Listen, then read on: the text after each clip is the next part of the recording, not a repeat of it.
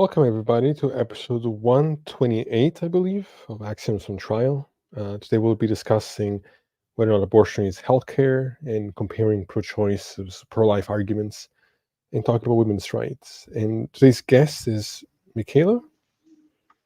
Hi. Hello. Thank you for coming on. Did I pronounce your name right, Michaela? Yeah. Yep, that's Okay, perfect. Why don't you tell the audience just a little bit about yourself, whatever you're comfortable sharing, and then we can get started. Yeah, sure. So my name is Michaela. I am 26. I am a wife and a mother, and I've been a stay-at-home mom for the last 2 years. I had come into the debate space back in January and have heard a ton of different arguments on both sides, and I think some of them are very interesting and some of them are very bad as well.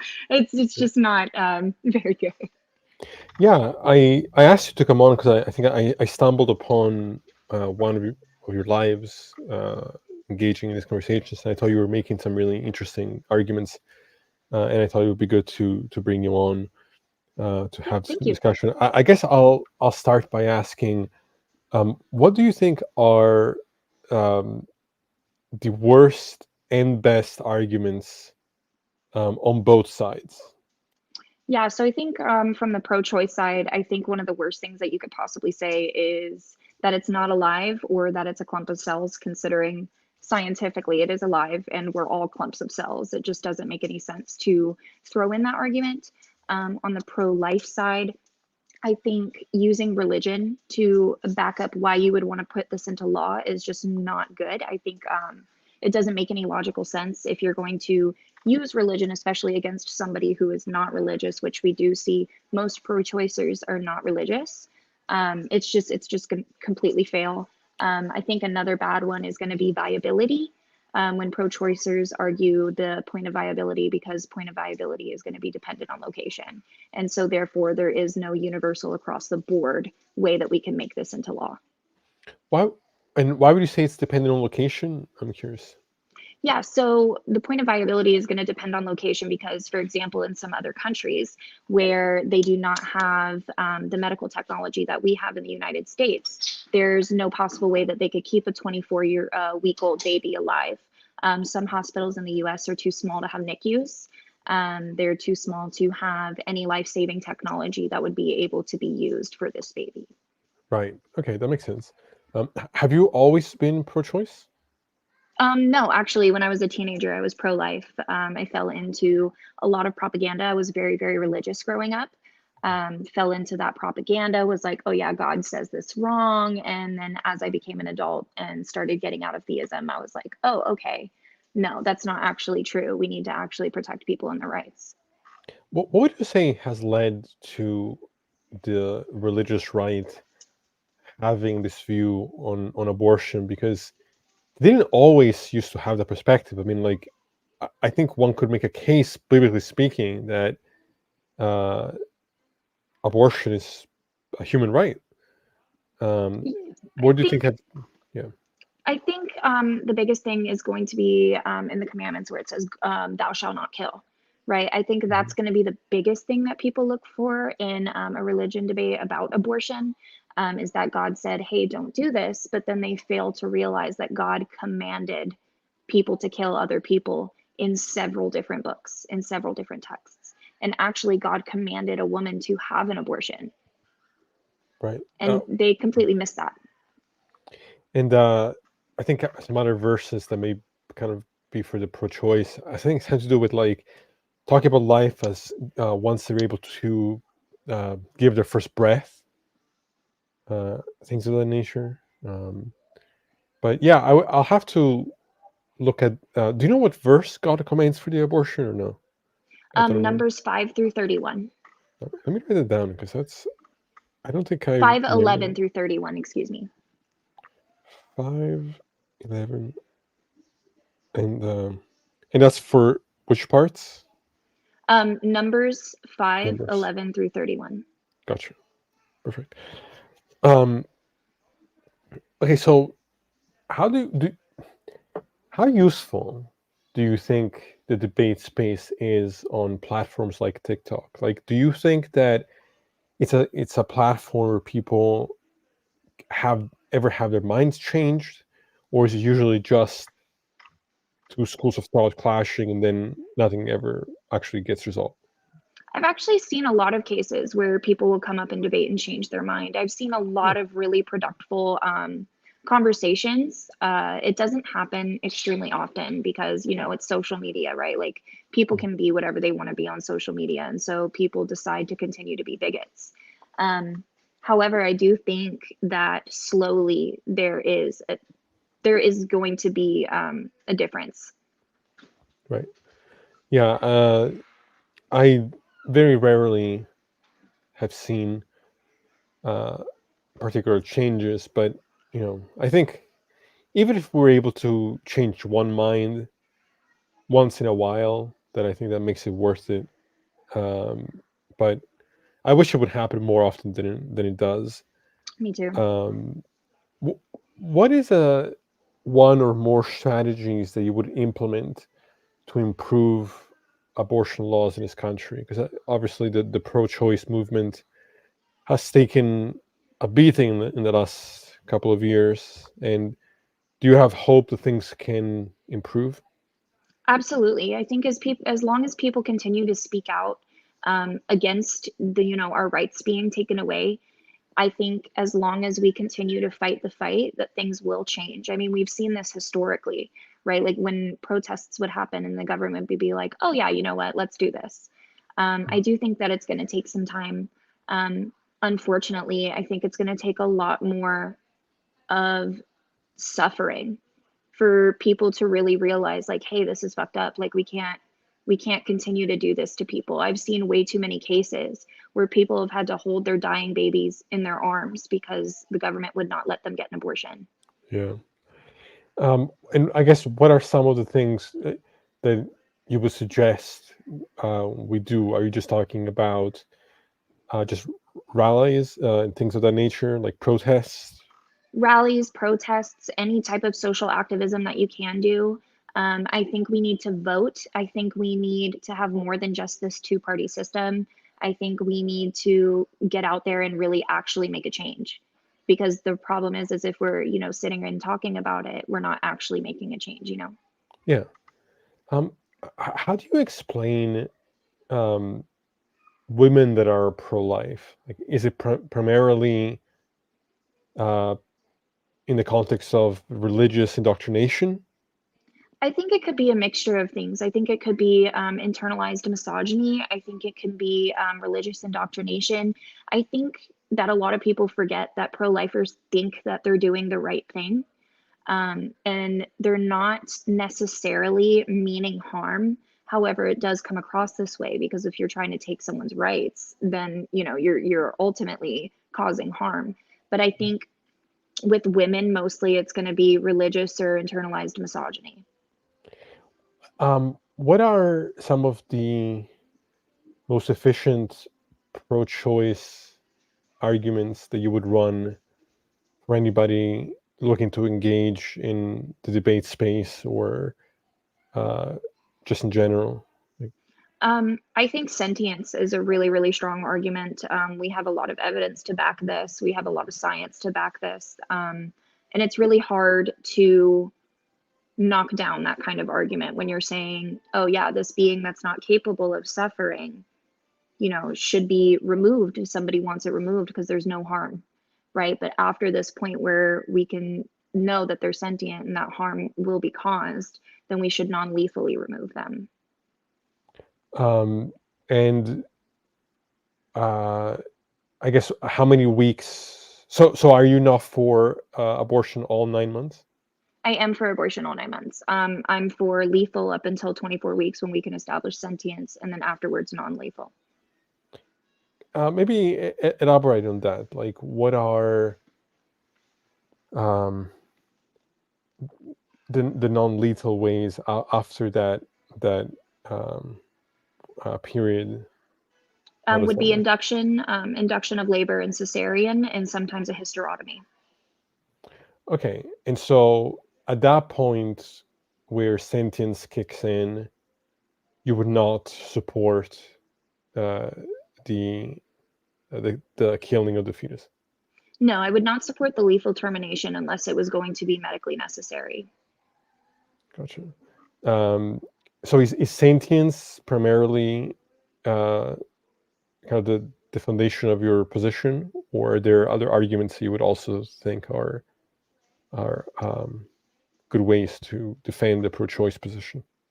Yeah, so my argument is typically going to be sentience. I have some people that run pro-fetal ejection, some of my friends.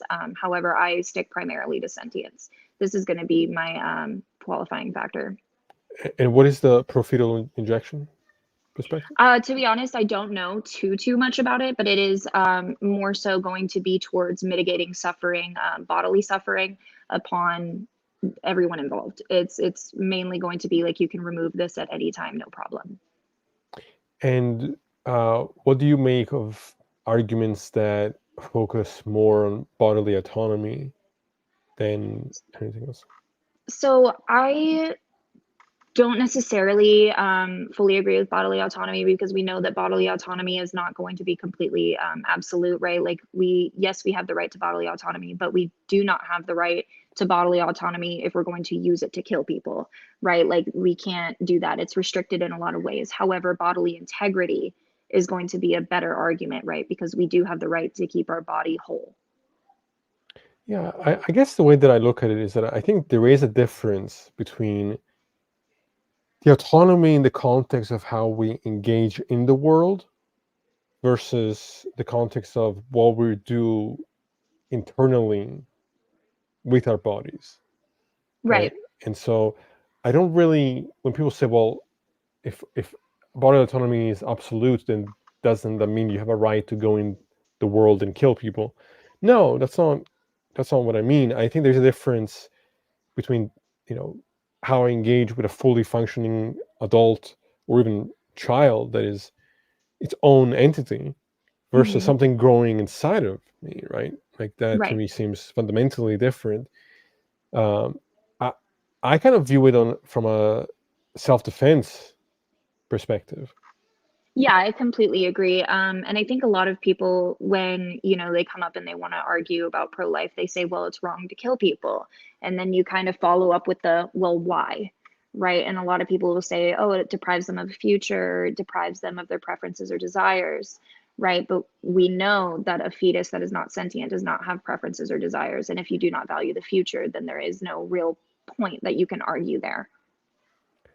I think that I guess the way that I look at it is that, like, even if it could value those things, and Hmm. even if we were to say that the fetus does have certain rights, um, those rights, in my mind, are not going to override the rights of the fully grown woman in Hmm. her autonomy. Uh, Exactly. There's nothing that anyone could say that would, make me believe that the fetus's rights supersedes the rights of the mother. yeah, and I never understand from the pro life perspective how they go about um, making that having that conclusion. I mean, it's almost like they act like there isn't a conflict of rights there. That they'll say Hmm. things like, "Well, if you've consented to sex, you've consented to pregnancy," and that to me seems fundamentally untrue. Just because Right. you take an action doesn't mean you're consenting to all the possible outcomes or risks of that action. And a lot of people actually don't understand that. Right. And you can put it down into different hypotheticals and then they're like, "Oh yeah, if you got in the car, then yes, you did consent to that accident." And that's a hill that causal debaters have to die on. Is there a approach you've taken?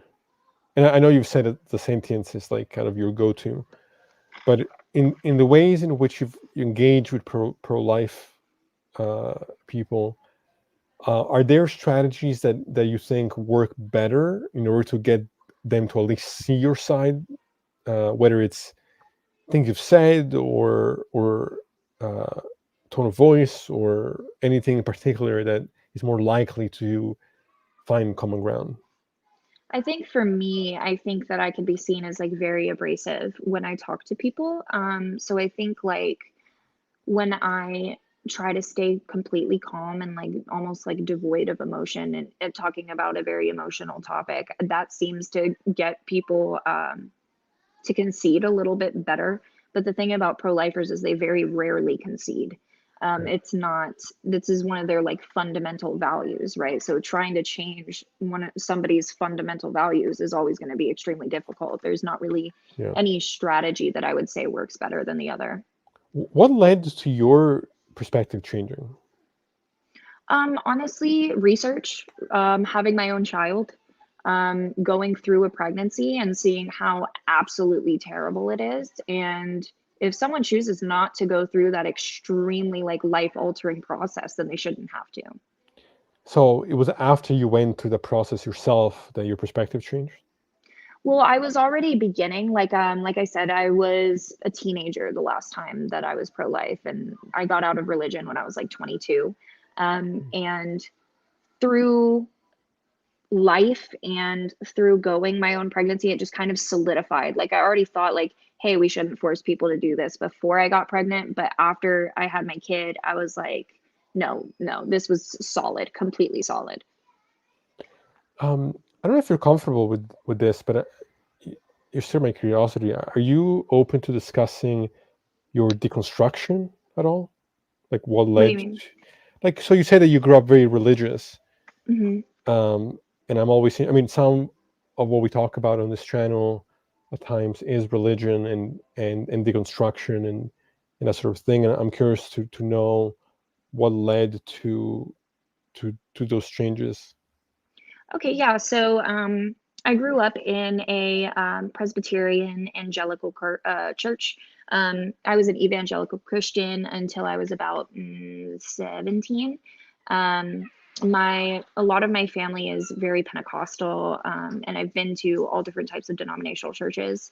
One thing that always like kind of turned me off was when I was at these Pentecostal churches and these Presbyterian churches where people would fall on the floor and talk in tongues. I was gonna Um, say, yeah, is that yeah.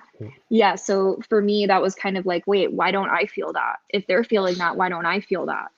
And I'm very young. I used to actually lead worship groups in non-denominational churches, and going through like Bible studies and actually reading the Bible multiple times, there were so many contradictions that didn't make sense to me. And one of my biggest things was Christians don't take what God said and actually use it. What they do is they cherry pick. And when they cherry pick, they use it as an excuse to hate people. When everybody's like, oh, Jesus loves, Jesus loves, Jesus loves. But if that's the case, then why do you hate people so much? Why do you want to take people's rights away? Why do you hate people? Why do you hate the LGBTQ? Why do you hate trans people? It doesn't make any sense to me. So through that, I was like, no, I want to be the way that I want to be, and I want to not be ashamed of who I am, and I don't want to sit here and think that God hates me for being myself and that God hates my friends for being themselves. sure? Um, yeah, I mean, I'm lucky in the sense that like I never grew up religious. Mhm. I so I don't have the kind of religious trauma that a lot of my friends have gone through. They feel like they've lost their family or community or things of that nature. I've always been outside of that, so I consider myself lucky in that way. But I'm always interested in hearing people's testimony and people's uh, journey out of those kind of environments because there are people that never get out of it, even Mhm. when they internally know that it doesn't make sense. They're too afraid to leave those communities. Yeah. Um, so I'm glad you were able to get out. Yeah, and I mean, I've seen people that, are gay and they have internalized homophobia Yeah, due to religion and feel like they can't even be themselves, and it's sad.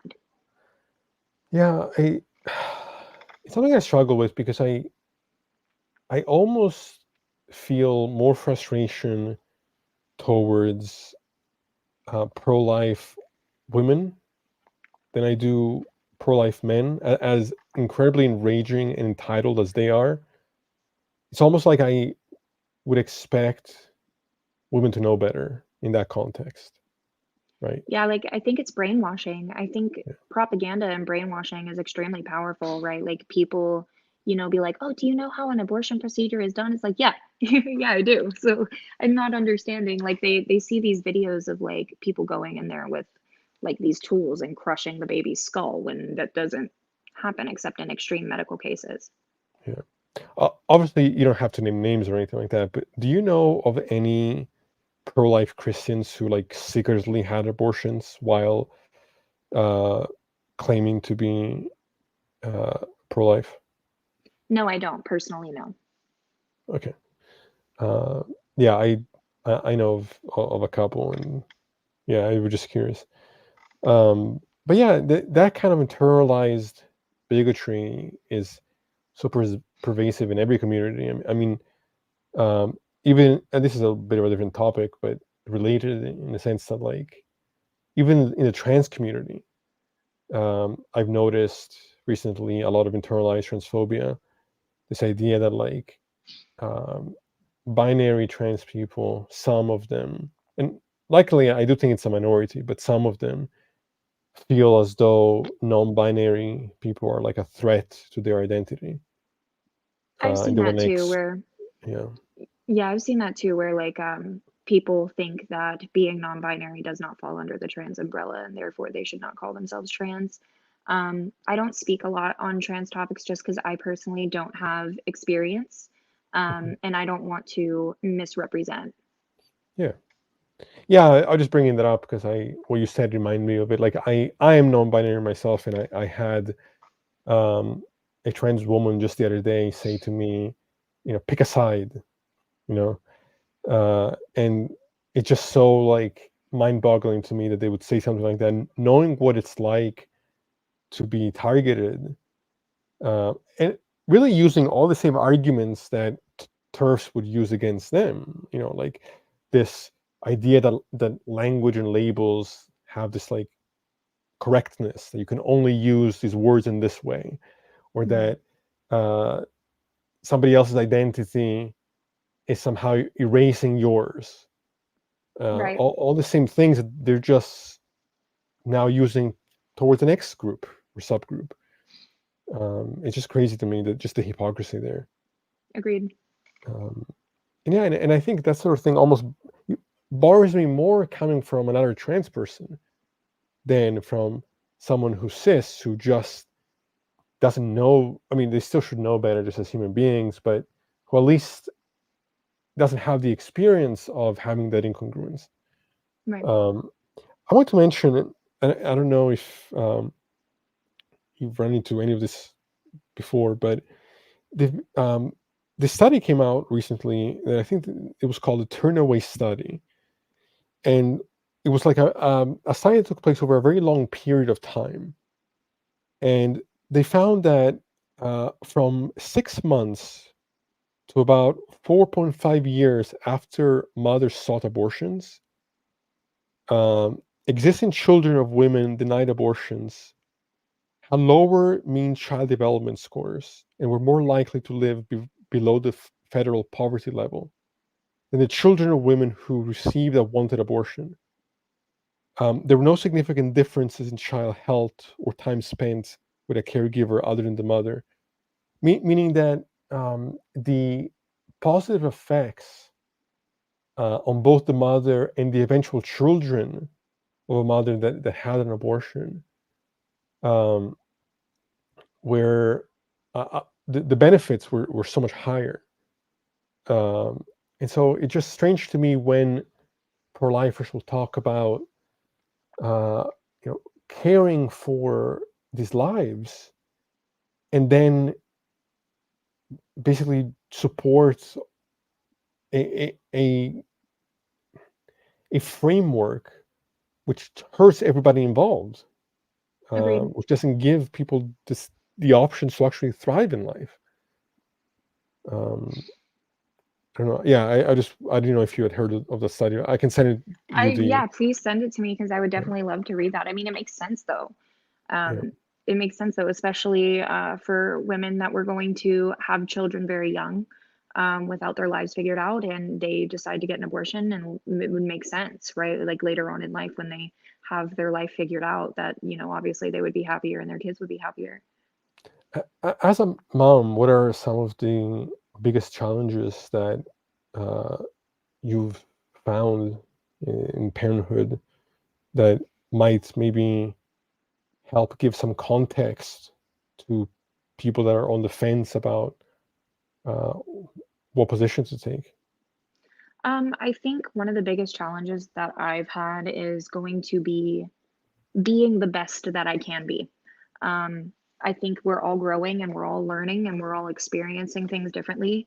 I think dealing with my own baggage and the things that I know that I carry so that I don't pass them down to my child has been extremely difficult. I think learning more about authoritative parenting and how to actually enact that and how to, basically take this mold that I was given and flip it around to do something completely different. That's really, really difficult. I think people need to realize that if someone's not ready to be a parent, then they should not be forced to be a parent because this is not easy. This is not strolling through the park of daisies, Right. I mean, I always think about it in this way, where I think there are worse things than death ultimately. Like for if sure. yeah, if you're in a situation where you're not given the chance to live a fulfilling life, what kind of life is that? Exactly. Uh, and I don't think we all are able to have the necessary resources that everybody should have. Um, but it always seems like, instead of, I don't know, when I think of pro-lifers, I think more of pro forced birth than I do think of them as pro-lifers, because they're the same people that are then so against the government providing any kind of benefits and any kind of safety nets for the people involved. I fully agree, and I also think, it was kind of weird and like maybe this might be a conspiracy theory, but I think it's kind of weird that we overturned Roe v. Wade during the largest formula shortage in the world. Hmm. Like, I Well, think that's a little weird what do you make of that? Like, why do you think that that is? because I think that they don't care. I think the government just doesn't care about us at all in any capacity. I've always thought about that, especially in the United States. They do not care about us. They do not care if we're happy, if we're healthy, if we're hungry. They keep us in poverty. Um, they like people that are in poverty stay in poverty statistically, right? Like I think they overturned Roe v. Wade during this mass shortage. It's just a coincidence, right? Like when I had my son, I literally could not find formula for my child, and I could not breastfeed. And then Same, everybody will argue, "Oh, well, just breastfeed your baby, just breastfeed your baby," when not everybody can do that. right? Um, One kind of talking point that I seem to encounter often in these spaces, it's kind of propaganda that says that abortion is only for single women, or women that are uh, not um, responsible, or things of that nature. Where, one, I think having abortions is taking responsibility in those situations, but also actually 60% of abortion patients are already mothers. Exactly. They're not just people, acting out or not being responsible. It's just they're already mothers. Exactly. Um, yeah, I don't know. It just seems like, I don't know. It's yeah, it's the majority of people that are mothers with married women with children, right? And it's because this isn't easy. Not only that, we're in one of the worst recessions this country has ever seen, right? Like kids are expensive. Like in the first 2 years of my kid's life, we've probably spent like $40,000, and Yeah, not it's everybody can crazy. do that. Yeah, it feels like it's getting more and more expensive to be able to meet your basic needs. Um, it really seems like there's just a war on women taking place. Um, there's all this whole focus on banning abortions, or making abortions so hard to be done, but then there's like no support for women, no paid leave, no childcare, no nothing. Um, it's just really disturbing. Why do you think that the Democrats were unable to codify uh, Roe versus Wade in all the time that they had? Like, why did they let it slip through their fingers? To be honest, I don't really think that I can answer that. I think the problem is that we do not have the right people in Congress. I don't think that we have the right people in the presidency. I don't think that we have the right people even in the presidential race. I think Yeah, we need to get rid of this two-party system and we need to actually have somebody who can come in from the middle side. Because if we have somebody that comes in from the middle that could, meet this person's needs and these people's needs, I think that's going to be overall a better solution. are there any particular candidates that I think that give you hope, or that you think maybe potential uh, good choices in the future, or no? Unfortunately, as of right now, no. No? I just feel like the presidential debates have been a circus.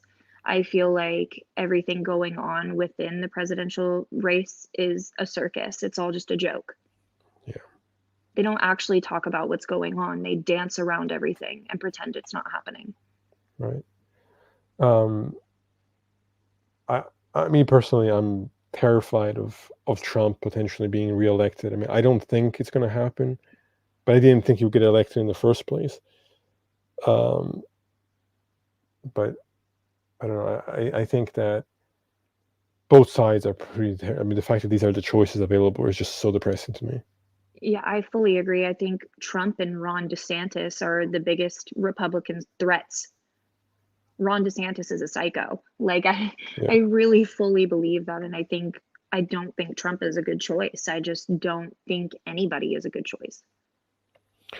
Have you heard about that case in Texas where the Texas Supreme Court ruled against a woman who sought abortion hours after she said she'll travel out of state? Like, she actually had been granted the right to have the abortion, and then the Supreme Court overruled that right at the danger of her own health, and this is her own doctors told her she urgently needs the abortion, and the court overruled it.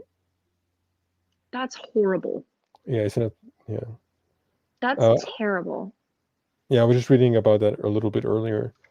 I think Have her you name is Kate I'm sorry. Cox. Oh, you're good. What were you gonna say? Have you heard about the Idaho law about transferring minors out of state for an abortion? I did not. What is that about? Yeah, so in Idaho, you are legally not allowed to assist a minor out of state to have an abortion at all. So that means, in other words, that they wouldn't even be able to get an abortion somewhere else. They would just basically be stuck. It, it feels like we're living in that hen what is that? Handmaid's Tale. Yeah, it sounds like that's where we're headed, or where we already are in certain cases.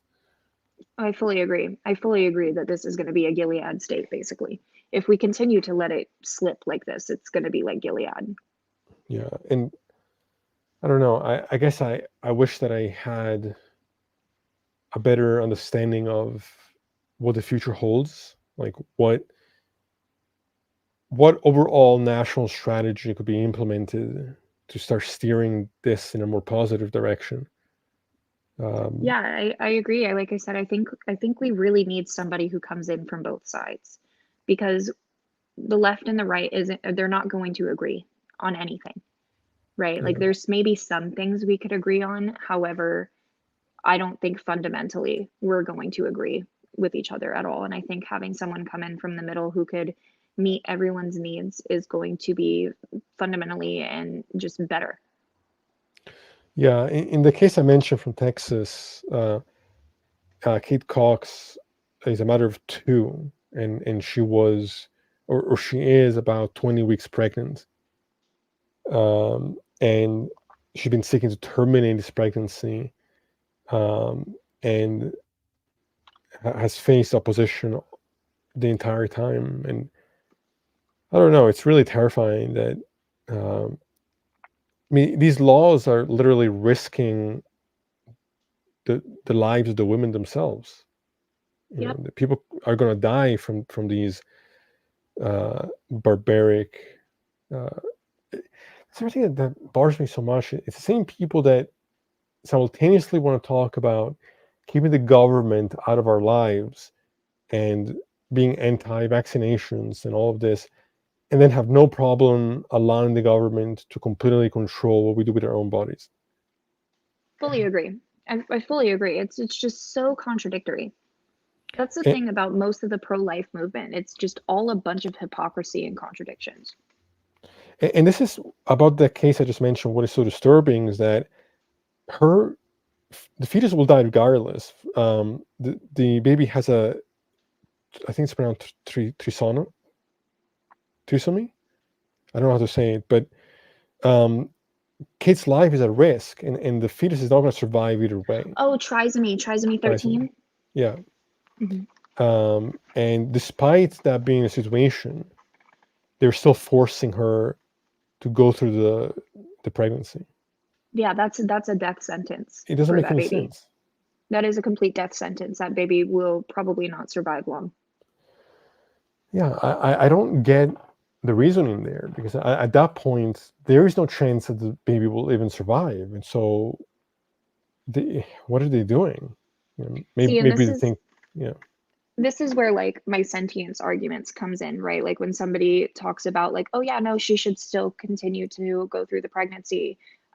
Like I said, I believe in subjective experience after 24 weeks. So my argument is always, is it better to have existed, or is it better to have existed and experienced suffering, or existed and never experienced suffering?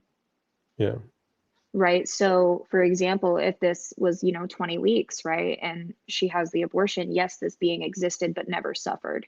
Right now, if she's forced to continue this pregnancy and give birth to this baby, then this baby will have existed and suffered until they died. yeah.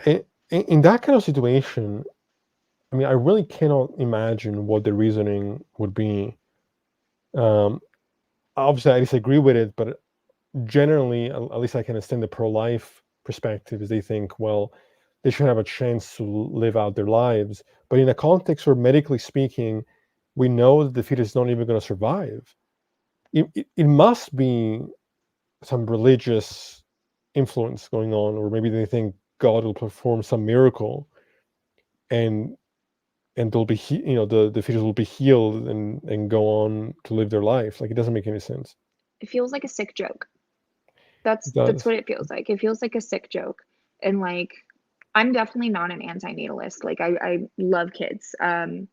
However, I don't think that everyone should have children. I do definitely think that not everybody should be a parent. And I definitely think that forcing someone to carry out a pregnancy and giving them mental trauma and bodily trauma from giving birth and then allowing this child to suffer silently until it dies is horrific. Yeah, it's just really sadistic. It is. It's a sick joke. Something that really bothers me in those kind of conversations is when I'll hear pro-lifers um, give examples about, like, oh well, what if you found a baby in a cabin or something? Oh, I hate that And I'm one. like, what about it? Like, that's not the same. That there's no symmetry there between, No. and that's not the same as having one's nutrients from their own body being taken away. Like, there's a difference between feeding them a bottle and something existing inside of you. Like, Oh, fully. Yeah. There's a massive difference between giving them a bottle and them sucking the calcium out of your teeth and making your teeth fall out.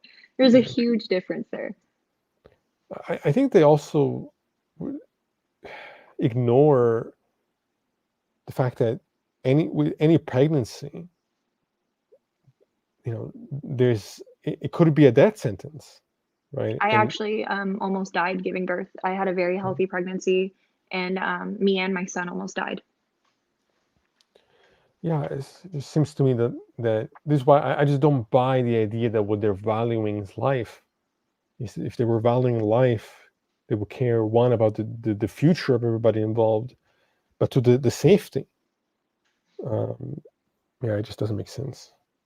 I feel like a lot of pro-lifers have fallen into that propaganda that like, oh, women are dying from abortions and women are dying. And no, actually, statistically, more women die in childbirth than women have died from abortions since the 70s, right? Like when Yeah, abortion became legalized, we actually saw um, death rates of women that were having abortions like drastically drop. right. Um, Another thing that I find disturbing about those conversations is the. I also think this is propaganda and race baiting. The idea that Planned Parenthood is like a racist organization, or that it's geared towards black women. Uh, that have you heard that before? I have heard that one a lot, actually. I've heard people say that if you support abortion, you support genocide. I've heard people say that if you support abortion, then you are against the POC community, and it's just absolutely ridiculous. Um, when they say those kind of things, what do they usually use to try to back it up, or is it just they just The say it? fact that the founder of Planned Parenthood was racist. Yeah, I mean, uh, that's just ridiculous. Um, I mean, even if that is true, and again, I don't know the details of the history there. Um, I don't see what that has to do with women's autonomy. Like, It doesn't. It yeah, doesn't. It's just something that they, in my experience, have said for the attention or trying to get on the panel or, those kinds of things as well. Because people will say some wild shit just to come up and talk to you. right. Um, is there anything else that you feel would be beneficial for my audience to know or hear about in these kind of conversations?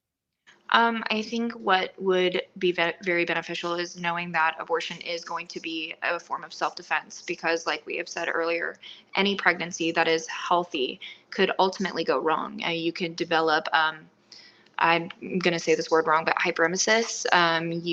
You could develop heart issues. You could develop, you can have a placental abruption at any point, right? This can happen at any time because we know that pregnancy is a medical condition. So what we need to do is we need to have empathy for these people, and we need to care about these people and not just care about this being that is inside of them sucking up their resources. We need to care about the people who are having these experiences. Yeah, 100%. And I'm sometimes it's hard to stay hopeful, but I guess what choice do we have? Things have to get better. I Uh, agree. for the sake of everybody. And um, I want to say thank you for coming on and uh, giving your time and sharing your knowledge with us. Like I said, I appreciate what you do, and I think you do it really well. Thank you. I Um, appreciate it. and do you, I don't know if you want to give our audience your social media information, like TikTok and stuff like that, anything like Yeah. that. Yeah, of course. So my TikTok is going to be not Mrs. Fields Cookies. I do have a backup account, which is going to be not Mrs. Fields Cookies point two. Y'all will find me. It'll just say my name is Michaela. I have some very useful videos on there as well on both accounts. Some are just fun little filters, but Sure. Um, and yeah, for anybody listening to this conversation, do what you can. Call your representatives. Uh, engage in whatever you can do publicly, so that the people in charge uh, are moved to meet the interest of the people. I mean, nationally speaking, the the people have already spoken about how they viewed it, and just the people in power that are abusing that power and not representing the will of the people. And I think that is horrifying. it is. Uh, It's scary because it's like, what else can they do? If they can shut us down, then what else? and banning or restricting abortions doesn't reduce them. It only makes them less safe and more dangerous. Exactly. And Uh, this is why we're going to start seeing the death rates go up. Yeah, I guess it's one of those things where things are going to get worse before they hopefully get better. But um, hopefully, things getting better won't be too far down the line. No, ultimately, we just can't let them silence us. Yeah, We will not be silenced, and we will stand up and we will say that this is wrong, and we yeah, should. absolutely. Um, well, hey, thank you again. I appreciate you coming on. Yeah, And thank you. like I said, I'm glad that you were able to uh, get away from the kind of oppressive religious environment. Uh, eh, and I hope without too much trauma. I mean, I don't know what your journey has been, but I know a lot of people close to me, uh, to this day, even many years after having left, are still struggling with that, and it's obviously a very difficult thing. So um, I wish you the best in continuing your journey, and I'll definitely be tuning in what you do. So All right, awesome. Thank you so much for having me. I really appreciate it. yeah, thank you, and Yeah.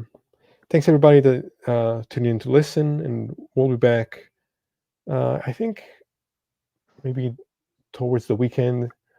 I know I'm trying to get uh, Lance Bush on to talk meta ethics. My brother and I are doing a podcast on a different channel. Um, I think I think Sunday, if I'm not mistaken. And yeah, if you want to support us, always as always, like and share and subscribe. My TikTok is cease to know. I have a couple backup accounts as well. So yeah, thanks as always, everybody supporting us. We appreciate you. So I hope everybody has a safe night, and we'll see you next time on another episode of Axioms on Trial.